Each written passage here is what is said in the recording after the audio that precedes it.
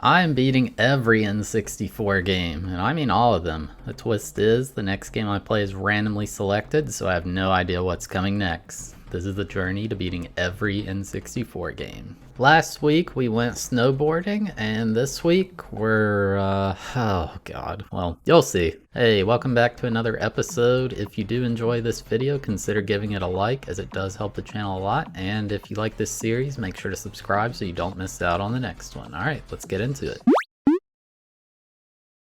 Game number 15, Nascar 99. Released in 1998, developed and produced by EA Sports. Strap yourselves in, because this one is going to be rough. Basically, this game is going to be a lot of driving around in a circle, and I mean a lot. The game bolsters a huge roster of racers: Dale Earnhardt, Bill Elliott, Jeff Gordon, David Green, Bobby Hamilton, Ernie Irvan, Kenny Irwin Jr., Dale Jarrett, Bobby Labonte, Terry Labonte, Sterling Martin, Mark Martin, Jeremy Mayfield, Ted Musgrave, Steve Park, Kyle Petty, Ricky Rudd, Kenny Schrader, Mike Skinner, Hut Strickland, Dick Trickle, which, that can't be somebody's real name. That cannot be somebody's real name.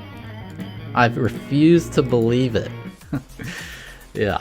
Kenny Wallace, Rusty Wallace, Darrell Waltrip, Michael Waltrip, John Andretti, Johnny Benson, Jeff Bodine, Jeff Burton, Ward Burton, and finally Ricky Craven. So yeah, quite a lot of people to race as. The main single player mode in this game is the championship, so that's what we'll be completing to beat this game.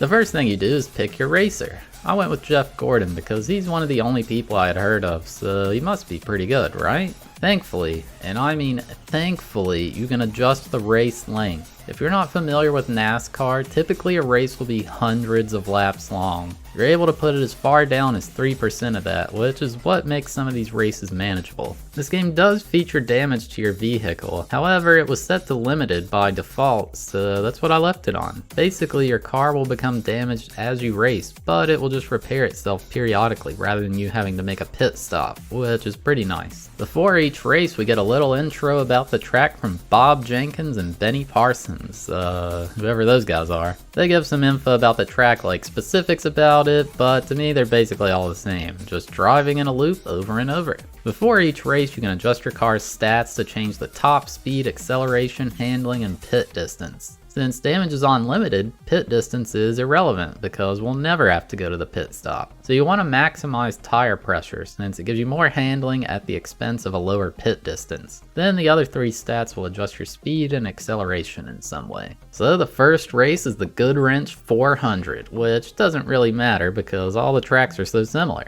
I mean, to be honest, there's not much to show from each individual race. It's literally just driving around in a loop over and over until the race is over. Basically, the idea is that you want to race along the dark line that is on the track, because that's the best line to take. The only real way to pass someone is by driving close behind them to pick up draft speed, which will help you overtake them. The issue with that is if there's no one nearby to draft off of, you just have no chance to catch up to anyone else. Like, it's actually impossible. I didn't start out very good at this game with 20th, 13th, 9th, and 14th place finishes. These descriptions of the tracks get kind of out of hand too. The track is a 1.5 mile quad oval with its double dogleg. Is this what it sounds like when I'd say shell tricks to you all? I literally can't tell these apart from each other. I don't know, maybe I just lack the knowledge required to tell the main differences. Anyway, I'd still been sucking really bad until around 7th race when something finally clicked. Basically, you want to maximize your handling at the expense of pit distance because it just doesn't matter. Then you want to look at the track and see if it has a lot of straightaways. If it does, maximize top speed. Otherwise, maximize acceleration. This combined with the qualifying lap helps a lot. In NASCAR, you can do a qualifying lap with no one else on the track to determine your starting position. Whatever your time ranks against everyone else is what position you'll start in. If you start near the front of the pack, then you don't have to worry about drafting to catch up to other people, which can sometimes be impossible. I finally got my first place finish on this course, and man, I was so happy. He ran a great race today, Bob. Let's go. Comeback. Whenever you get first place on a race, the game plays this cutscene showing you celebrating in front of the crowd, and Jeff Gordon totally looks like a human here. and not some kind of evil android trying to take over the world. After about an hour of playing this game, I made a difficult decision to start the season all over again. The reason is the way placing works in NASCAR is you gain a certain amount of points per race depending on what place you finished. Whoever has the most points after the season ends wins the championship. Since I did so bad on the first half of the season, there was no hope for me to catch up. So even though I was really not liking this game, I started all over again. The thing that really kept me going was the amazing voice lines the commentators have. Keep racing. You're in third. Man, oh man, all that bumping might start affecting his aerodynamics. His aerodynamics? Wow, they're really fighting for position out there. He was slower through that portion of the track. That's because this dude's harassing me.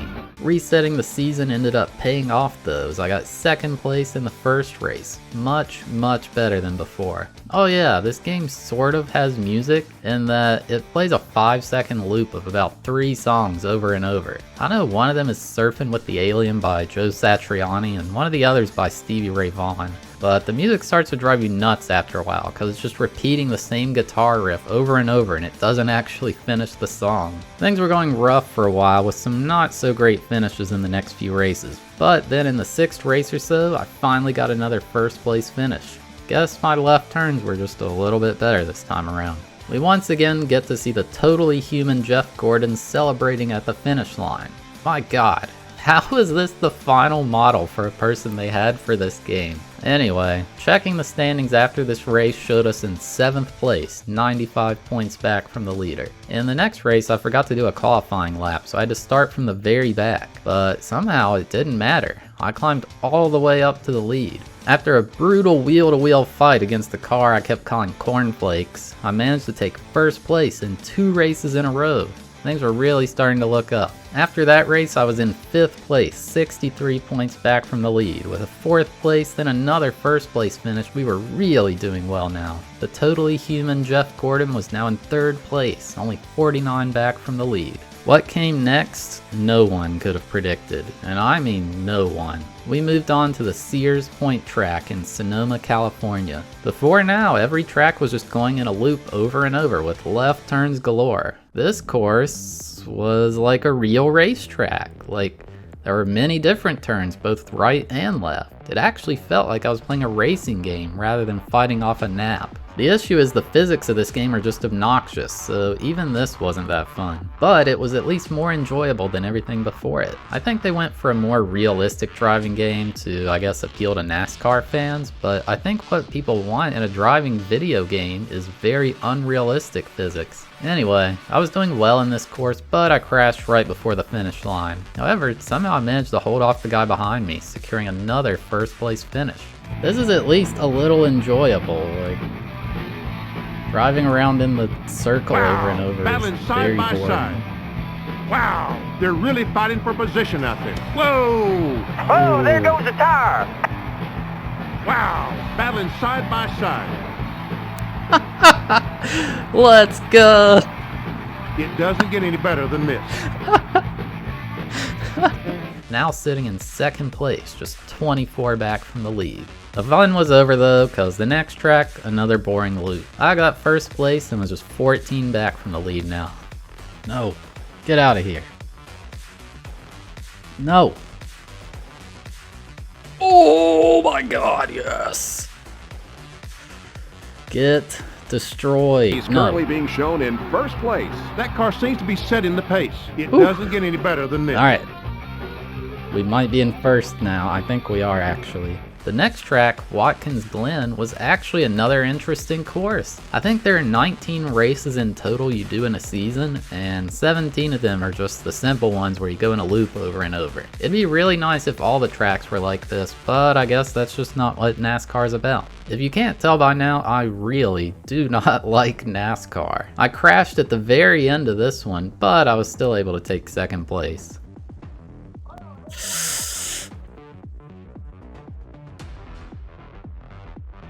I'm so ahead it doesn't matter. Woo! Good job.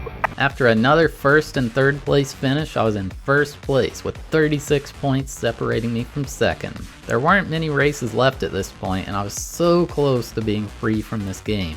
After a few more races, I'd made it to the final race, the Phoenix International Raceway. The standings? I was in second place, only 1 point back from Dale Jarrett. If I finished ahead of him in this race, I would win and I'd be free from this game forever. Well, at least until NASCAR 2000. Little did I know, this course would drive me absolutely nuts. It doesn't look too different from any of the others, just another loop with some slight variations like the angles you take around the turns or whatever. The issue is, for whatever reason, it was so hard to catch up to anyone if you fell behind on this course due to how the drafting works. And no matter what car layout I tried, I just could not get a good placement in the qualifying lap so I could start ahead of everyone else. I tried all sorts of combinations of speed and acceleration, but nothing was working. Finally, after quite a few tries, I qualified in 7th place. This was my big chance. It was the best I was going to get on this. The race was going pretty well. I climbed all the way up to 3rd place when I made a big mistake and crashed.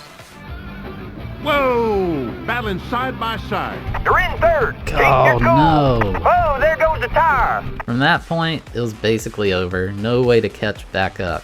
I was absolutely devastated, but I knew if I just kept trying, I could finish this game off. After quite a few more tries, I had a run where I qualified in 12th. Nothing special, but I could work with that. The race itself started off really well. I got a great start, passing quite a few people. However, the main thing was I was in line with the lead pack of people, so I could draft off them to actually be able to pass. In the end, I wasn't able to take the lead, but I was in 3rd place. The question was, did I finish ahead of Dale Jarrett? Because that's all that matters in the end. And it turned out I did finish ahead of him. I'd won the NASCAR championship and finally finished this game. Finally. It shows a different cutscene than usual with the totally human Jeff Gordon celebrating and doing a little dance. Turns out I finished just 4 points ahead to take the title. But yeah, there you have it, my journey to beating NASCAR 99. If you somehow can't tell by this point, I did not like this game.